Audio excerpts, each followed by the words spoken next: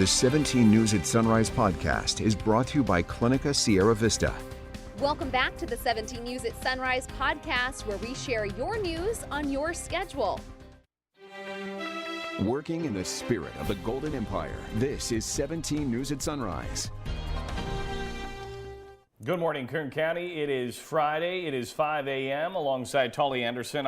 All right, we continue to follow developments out of the Southland after a Riverside sheriff deputy was shot and killed in the line of duty yesterday. Sheriff Chad Bianco confirming the 32-year-old deputy died during a traffic stop gone horribly wrong. Isaiah Cordero, a newly assigned motorcycle deputy, had pulled a black pickup over on a residential street when the driver then pulled out a gun and shot Cordero. A nearby witness called 911, but Cordero's injuries were fatal. He was pronounced dead at Riverside Community Hospital, leaving a law enforcement department of more than 4,000 shocked and in grief. He was a jokester around the station, and all of our deputies considered him their little brother. Immediately after Cordero's shooting, multiple agencies began a massive manhunt for the suspected killer, 44-year-old William Shea McKay. Bianco says McKay led dozens of officers on a high-speed pursuit before his pickup crashed and he began shooting at police. According to Bianco, law enforcement then returned fire, killing McKay. In a press conference, the sheriff said McKay should have been incarcerated for violent crimes but was out on bail while awaiting sentencing. Now to news from our state capital and a look at the avalanche of new laws after to hit Californians. Now, the state legislature last year churned out more than 1,100 new laws. The governor signed the vast majority of them, and our 17's Capitol correspondent Aton Wallace files this report from Sacramento. Well, we're talking nearly 1,000 new laws related to all kinds of issues, from minimum wage to homelessness to guns. As we enter a new year, get ready for minimum wage to go up. On January 1st, statewide it will increase by 50 cents to $15.50 an hour, all part of a reoccurring annual California mandate requiring it to go up no more than 3.5% to help account for inflation. 2023 will also see several other new laws go into effect, including one requiring companies with 15 or more employees to post pay scales on job postings. On homelessness, care courts will launch in Riverside, Orange, and San Diego counties in 2023, 1 year earlier than the rest of the state, in essence allowing court-ordered care for the unhoused and specifically those struggling with mental health and substance use disorders. These are the streets that my daughter sleeps on. We first introduced you to Elizabeth Hopper in the summer as she lobbied lawmakers to get Care Court passed, a program she says will benefit her daughter Christine, who suffers from psychosis and paranoia. This has capacity to engage her in her own treatment and save her life. On the issue of housing, AB 2011 will become law. Backed by several labor and trade unions, supporters say the law will fast-track housing construction in commercial areas and empty properties once used for parking lots, offices, and retail space. On the environment, the law known as the California Climate Crisis Act will require the state to reach zero greenhouse gas emissions no later than 2045, a goal supported by Senator Scott Wiener. His own bill to speed up solar panel permitting will also become law. New law that I'm very excited about. Go online and you check all the boxes, you get your permit.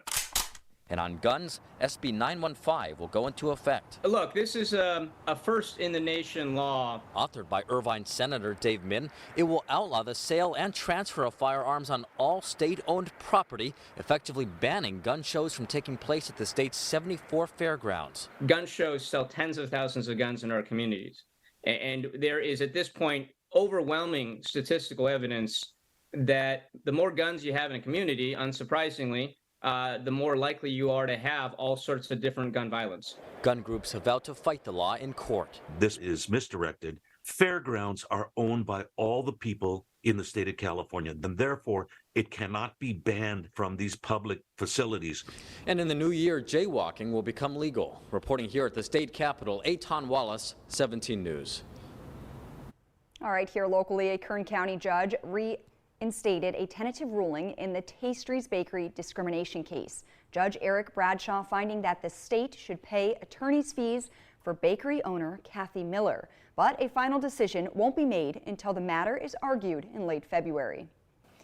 Charles Lee Mendry, one of the several attorneys who represented Miller after she was sued for refusing to bake a wedding cake for the same-sex couple, said defense attorneys are submitting a bill for $1.9 million in legal fees, having racked up roughly 2,600 hours since taking the case on 5 years ago. Judge Bradshaw may grant a multiple of fees, giving additional consideration to Miller for having to wait 5 years for the case to run its course. Now, and another offense attorney for the Department of Fair Employment and Housing argues that the state shouldn't be required to pay attorney fees because the lawsuit was not found to be frivolous. And sad news, Brazilian soccer star Pele has died. Now, the three-time World Cup winner had been battling colon cancer since 2021. He was considered one of the greatest athletes of all time. To many, he was soccer's golden boy. To others, he was simply Pele. NBC's Mark Barger takes a look back on his life. Across most of the world, soccer fans consider Pele not only a superstar, but a mythical figure. His soccer career spanned nearly 2 decades. The sport was a family passion, and from an early age, he showed a desire to play the game. Born Edson Arantes do Nascimento, Pele gained international attention in 1958 when he led Brazil to victory in the World Cup final. Under Pele's leadership, Brazil also won the World Cup in 1962 and for a third time in 1970. In 1974, Pele officially announced his retirement, but a year later, he accepted a $7 million contract to play with the New York Cosmos of the North American Soccer League. He was successful in elevating the sport in the U.S. and remained with the Cosmos for 2.5 seasons, leading the team to a championship in 1977. But Pele permanently retired in 1978. Ending his career with an impressive 1,280 goals in only 1,362 games. He published a best-selling autobiography in 1977. A year later, he received the International Peace Award. He composed many musical pieces, including the score to the film Pele. The president of Brazil appointed him to the Brazilian cabinet as head of sports, and later he received an honorary British knighthood. During this time, he proposed legislation to reduce corruption in Brazilian soccer, which became known as the Pele Law. He left his position in 2001 after he himself was accused of involvement in a corruption scandal, although nothing was proven. For years, he battled various illnesses, including kidney stones and complications with urinary tract infections. In 2016, the then 75-year-old soccer star decided his declining health was too much to participate in the Summer Olympics opening ceremony in Rio de Janeiro, much to the disappointment of his fans in his native Brazil. But it was Pele's feats on the soccer field that left him as a player without equal. Mark Barger, NBC News. All right, is one of Bakersfield's best-loved restaurants closing? All good things must come to an end, but please say it ain't so about Great Castle. As part of his occasional, ongoing series on the people and places in this community where we live, we dispatch 17's Robert Price to get to the bottom of this. Maybe you've heard the rumors that Bakersfield's most famous Chinese restaurant is closing. Well, not exactly. Not so fast. The owners of Great Castle, the Union Avenue institution founded in September 1978 by the late Zuen Wang, are suffering the same fate as many mom-and-pop businesses. The business's third generation has no interest in continuing in the footsteps of their parents, the founders' children, Young Lee Wang, Steve Wang, and Mei Lee Wang. So Great Castle, at least as we've known it, is closing, and the word is out. Everybody call every day. I heard about you guys want to close. I say, oh, not close. 2 years we try to sell the restaurant. Then we can retire, you know. That's right, 2 years. 2 years for regular customers to get their fill of the place, if that's possible. 2 years for the right buyers to step forward and take over. And take over what appears to be, most weekday lunch hours certainly, a gold mine. They don't seem to mind that Great Castle is on Union Avenue, the old US 99, now a shadow of its former self. It doesn't matter location, okay? Depend the food. That's clearly Dominique Buck's take on the situation. She's been coming here for years and years, she says, for everything from ordinary lunches to special family occasions. The food is delicious. It just feels like home. and especially on a cold day, there's no place better to eat. Great Castle's owners really have no one to blame for the generational divide but themselves, and they're okay with that. Their children all worked here as teens, bussing tables and watching their parents work hard. Their parents use that for motivation. If you don't study good, you guys all work in the restaurant then, no more school.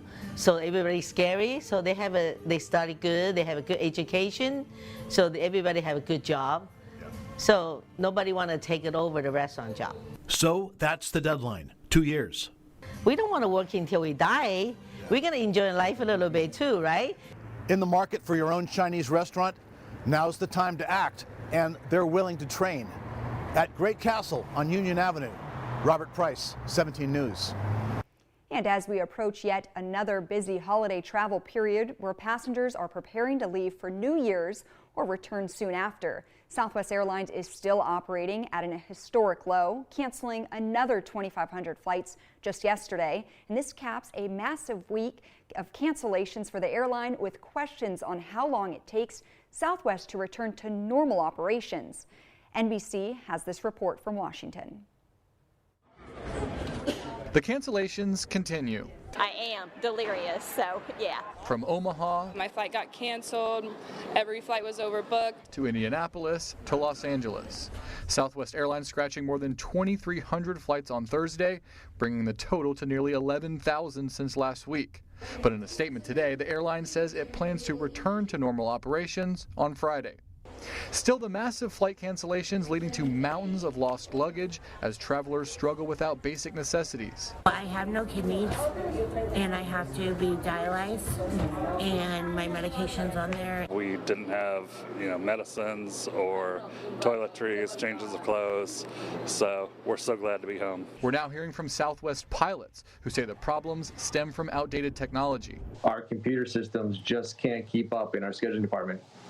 Can't keep up with all the reroutes and changes. So as it tries to create more solutions, new solutions, it just ends up freezing up basically. Can't keep up with them. As stranded travelers scramble for new flights and others head out for the new year, the cost of tickets going sky high. Now Delta, American, and United Airlines all announcing they will cap airfare in select cities. For those dealing with airline chaos, experts say it's important to know your rights. The number one thing is that you have a right to get a refund of any ticket where the airline cancels it, regardless of their reason. Thursday, Southwest Airlines again apologizing for the mess and promising to reimburse customers. Now, as far as what Southwest says it will cover for people whose travel has been disrupted, the company lists alternate transportation, meals, hotels, and the cost that people incur as they try to track down their luggage. Drew Petrimo, NBC News, Washington. The 17 News at Sunrise podcast is a production of KGET and Nexstar Media Group. For more on all of the headlines in today's show, head to kget.com.